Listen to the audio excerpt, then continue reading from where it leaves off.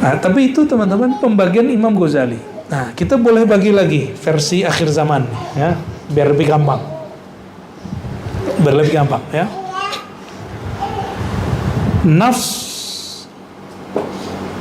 Nafs itu sesuai ayat tadi, yahulu bainal mar'i wa qalbi. Bahwa mar'un, seseorang akan dijarak dengan kolbunya. Inilah satu-satunya media penghubung antara ruh dengan Allah.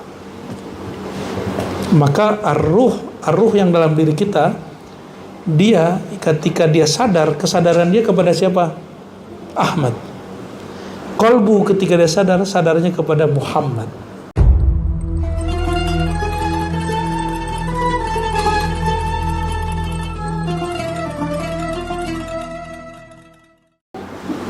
Kembali ke ini, ar-ruh.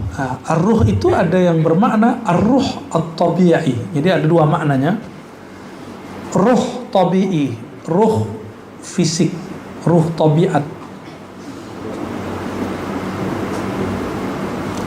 Apa itu ruh tabiat? Dukhanun manba'uhu damun aswad fi tajwifi hadzal lahmus sanubari. Dukhan ini secara harfiah berarti asap, tapi saya menerjemahkannya energi. Energi yang sumbernya ada pada darah hitam, darah kental yang dipompakan di dalam rongga jantung.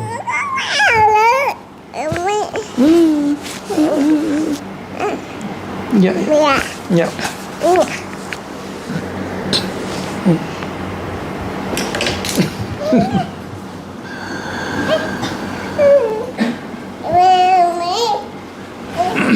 Jadi darah itu ada energi nggak di dalamnya?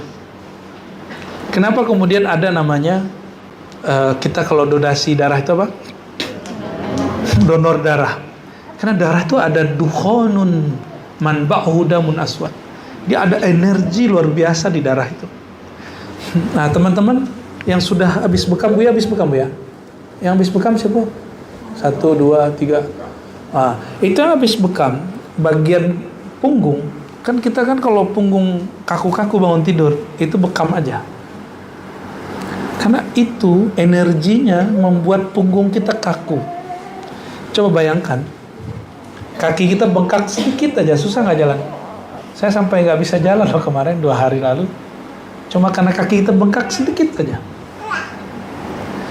Bayangkan kalau ada darah nggak lancar di bagian punggung, dan di situ banyak saraf. Makanya baginda Nabi Muhammad SAW potong kompas dengan cara berbekam. Jadi sebelum nanti tua-tua banget lah ya, berbekamlah dari sekarang. Ya, perempuan gimana kan sudah haid? Haid kan beda. Bekam ya bekam, haid ya haid. Ya, maka semoga nanti ada yang bisa bekam perempuan. Ya, kalau di Ribat sudah ada tuh bekam laki-laki. Halim senior, Halim junior. Ya, Halim junior ya. Wa yantashir biwasatil uruq ad-dawarib fi jami' ajza'il badan. Itu energi mengalir melalui perantaraan pembuluh darah yang ada di setiap anggota tubuh. Wah, Imam Ghazali udah bahas begitu loh. Jadi di zaman itu kan tahun 400-an dia wafat tahun 505. Sekarang udah 1445. Dia ngerti loh bagian begini. Di kalian jangan malas-malas baca biologi nih mahasiswa nih. Mesti baca juga yang begitu-gitu, ya. Wa mithaluhu kasirajin fi baitin tastadi'u jami'u zawayal bait bihi wa huwa alladhi yuriduhu al-atibba bihi bi'itlaqir ruh. Perumpamaannya apa? Perumpamaannya seperti lampu di rumah.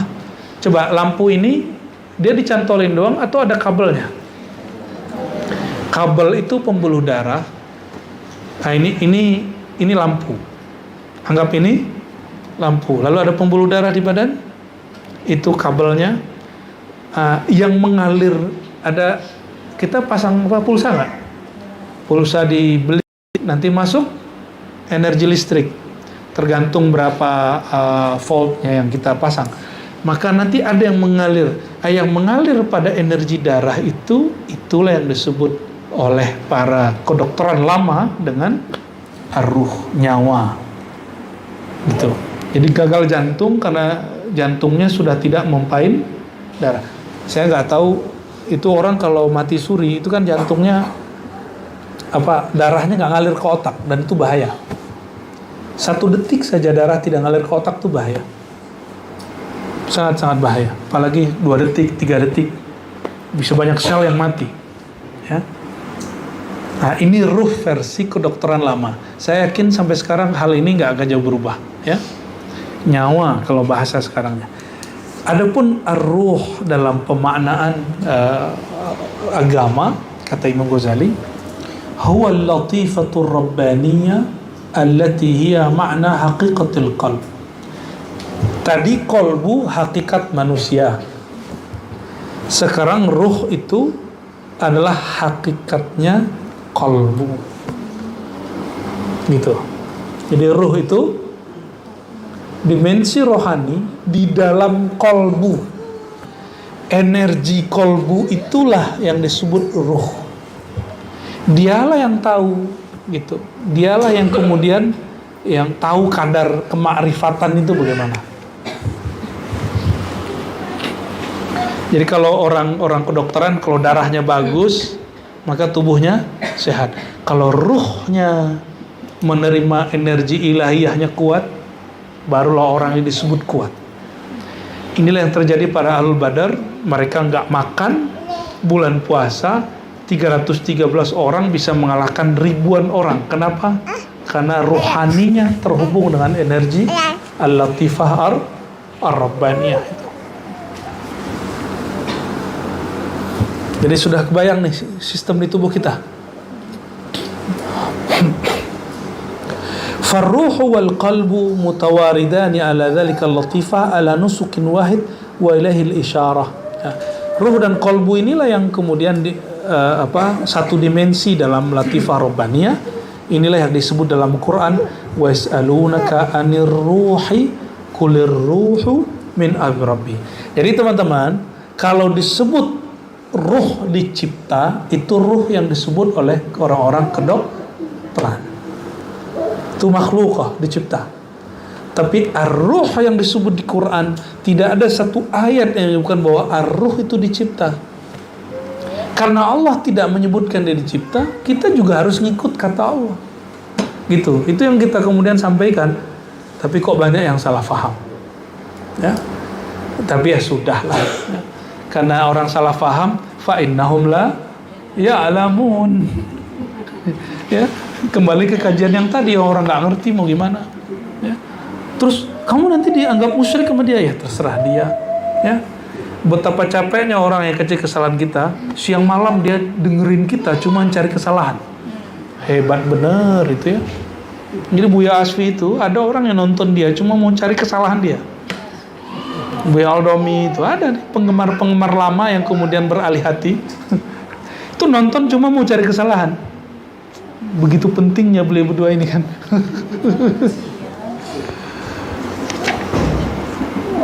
Ada gitu ya.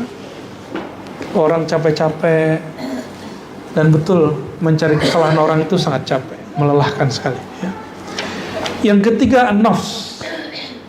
An-nafs, apa itu an-nafs? Nafsun, kita sering menyebut kata nafsu. Nafsu itu tidaklah nafsu dalam bahasa Indonesia. Nafsu dalam bahasa Indonesia identik dengan keinginan rendahan. Tapi nafs dalam bahasa Al-Quran ada beberapa makna. Nafs kadang diartikan zatullah, ya, seperti dialog Sayyidina Isa dengan Allah, ya. A'lamu ma fi nafsi wa la a'lamu ma fi nafsik, gitu. Yuhadzirkumullahu nafsah. Allah mewaspadai zatnya, dirinya. Itu nafs berarti zat, ya. Tapi nafs juga berarti di Quran itu jiwa. Nah, nafs juga berarti makna yang lain, yaitu nafsu.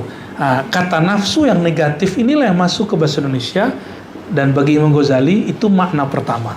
Kata beliau, an-nafs walaha ma'nayan, minimal ada dua makna. Yang pertama, al-ma'na al-jami' li quwwatil ghadab wasyahwah wa sifatil madmumah. Kata nafsu sering identik dengan kemarahan, syahwat rendahan, dan juga sifat-sifat yang tercela.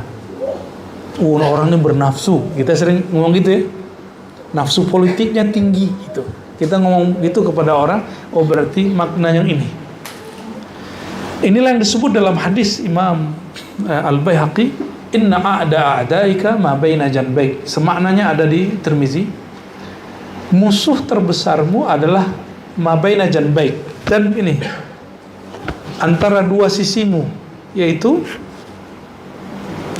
nafsu, dirimu sendiri. Ya. Wahiyal mujahadah wal ma'mur bi kasriha. Inilah yang diperintahkan untuk berusaha keras melawannya. Ya. Melawan emosi berat nggak? Oh berat, sangat berat. Melawan syahwat berat nggak? Lebih berat lagi. Ya. Melawan sifat karakter buruk berat nggak? Sangat berat. Ya. Oleh karena itu perlu riyadhah diulang, perlu mujahadah, usaha yang keras. Jadi apa beda riyadhah dan mujahadah? Riyadhah itu usaha berulang-ulang, mujahadah itu keseriusan maksimal. Itu mujahadah, ya. Makna yang kedua, an-nafs adalah al-latifah ar-rabbaniyah allati hiya ihda ma'ani min ma'naya ya ruh wal qalb, ya, ma'ani ar-ruh wal qalb wan nafs. Jadi kadang-kadang nafs itu identik dengan ruh dan qalb. Kadang-kadang dia maka ada istilah namanya an-nafs ar-rabbani. Adalah istilah begitu. An-nafs al-mutmainnah, itu qalbu yang sudah tenang. An-nafs ar-radiyah, al-mardiyah, itu babnya di bab qalbu, ya. Berarti kalau begitu kita harus pintar membaca teks, ya. Ini nafs yang mana? Apakah nafs yang pertama yang identik dengan syahwat syahwat yang buruk, sifat yang buruk, atau kemurkaan, emosi, atau nafs yang kedua, ya. Wahiyya haqiqatul insan allati tumayyiz biha ala sairil hayawan. Nah, inilah yang membedakan dia dan manusia. Wa idza safat wa tahallat bi dzikrillah, apabila dia bersih dan dihiasi dengan zikrullah, muhya anha atharu syahawat wa sifatul mazmumah, lalu dibersihkan dari syahwat dan sifat tercela, sumiyat an-nafs al-mutmainnah. Jadi apa definisi nafs mutmainnah menurut Imam Ghazali? Satu saja, qalbunya bening karena berzikir kepada Allah. Yang kedua, qalbunya dibersihkan dari syahwat dan sifat-sifat tidak terpuji, barulah jiwanya tenang. Seperti anak bayi, kalau anak bayi ini pakai popoknya sudah penuh, dia gelisah nggak? Tapi karena dia nggak bisa ngomong, dia nangis, dia gelisah, dia nangis. Cuma kita nggak paham. Pas kita pegang, udah penuh. Coba ganti, pasti dia berubah. Dan lagi di zaman, dia nggak nangis lagi.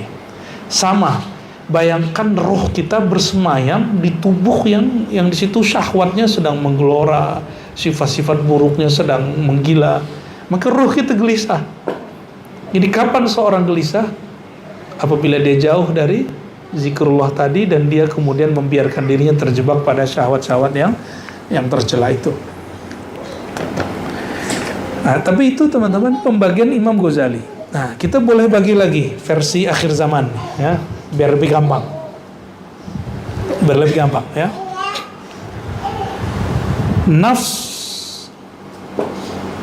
Nafs itu sesuai ayat tadi, yahulu bainal mar'i wa qalbi. Bahwa mar'un, seseorang akan dijarak dengan kolbunya. Mar'un. Berarti ada istilah lain tuh mar'un. Ada akal, ada mar'un, ada seseorang. Maka kita bagi, ada sisi zahir manusia berdasarkan yang tadi, latifah yang ada yang zahir, ada yang latifah rabbaniyah. Nah, yang zahir ini jantung ada pada hewan, ada pada yang mati, ada pada kita. Oke? Berarti kalau itu yang disebut kolbu, ada di semuanya. Ruh, jika ruh itu yang disebut adalah energi yang mengalir pada darah, itu juga ada pada kerbau. Dan kerbau lebih kuat dari kita, kuda lebih kuat dari kita. Berarti ruhnya lebih kuat dari kita dong, ya. Jadi darahnya lebih kuat. Kan ada orang yang latihan terus, bener nggak? Itu darah dia lebih kuat dari kita secara pemahaman ini. Tapi bukan itu yang kita maksud. Bukan itu yang kita maksud. Yang kita maksud adalah an-nafs. An-nafs itu berkaitan dengan jasad, dengan alam zahir. Al-qalbu war-ruh berkaitan dengan alam batin. Ya. Ilmu psikologi berhenti pada nafs, jiwa. Jiwa yang berkiblat menghadap kepada alam zahir. Itulah asbabnya kenapa ilmu psikologi tidak mampu menyelesaikan masalah qalbiyah, tapi dia hanya mampu menyelesaikan masalah-masalah yang berkaitan dengan sesuatu yang bisa dirasiokan dalam ilmu psikologi. Kalau di kolbu kan nggak bisa dirasiokan. Gelisah, apa yang bisa ngiling gelisah?